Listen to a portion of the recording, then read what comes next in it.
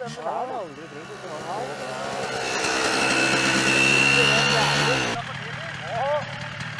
Må være med å holde den der.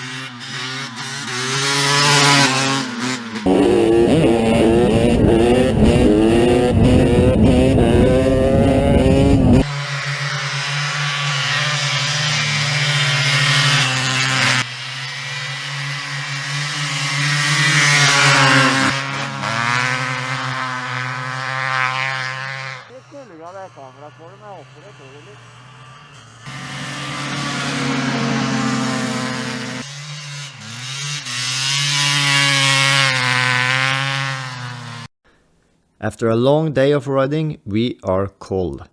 It was minus 15 degrees Celsius this day, and when you're traveling in 4th and 5th gear wide open out on the ice, it gets extremely cold. As you can see here, my buddy actually got some of the early stages of frostbite on his hand and fingers, but the next day he was fine. It's easy to forget the cold when you're out having a blast. I hope you liked the video, and I'll see you on the next one. Wow.